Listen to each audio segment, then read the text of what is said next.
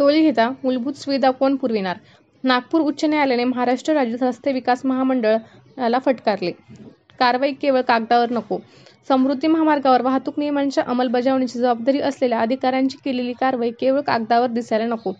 कारवाई प्रत्यक्षात व्हायला पाहिजे, परंतु आमचा अनुभव आहे की असे होत नाही. अधिकारी वेळ मिळेल तेव्हा कारवाई करतात. कारवाईमध्ये नियमितपणा नाही असे ताशेरेही न्यायालयाने ओढले. सुरक्षा उपाययोजनांच्या माहितीसाठी वेळ दिला. अपघात टाळण्यासाठी समृद्धी महामार्गावर वाहनांची फिटनेस तपासणे, टायर तपासणे, वाहनांचा वेग तपासणे, वाहतूक नियमांचे उल्लंघन करणाऱ्या कारवाई करणे इत्यादी उपाययोजना केल्या जातात, असे राज्य सरकार व रस्ते महामंडळाने न्यायालयाला सांगून यावर प्रतिज्ञापत्र सादर करण्यासाठी वेळ मागितला. त्यामुळे न्यायालयाने सरकारला 9 सप्टेंबरपर्यंत वेळ मंजूर केला.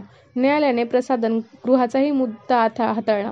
सरकारतर्फे वरिष्ठ ॲडव्होकेट देवेंद्र चव्हाण यांनी बाजू मांडली.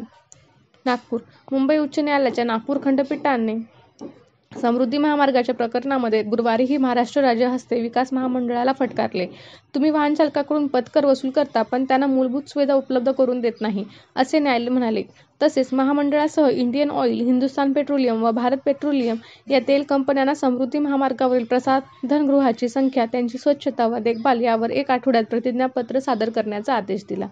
समृद्धी महामार्गावर होणारे प्राणघातक अपघात थांबविण्यासाठी आवश्यक उपाययोजना केल्या जाव्यात, याकरिता सामाजिक कार्यकर्ते अनित वडपल्लीवार यांनी उच्च न्यायालयात जनहित याचिका दाखल केली आहे. त्यावर न्यायमूर्ती द्वय नितीन सांबरे व अभय मंत्री यांच्यासमक्ष सुनावणी झाली.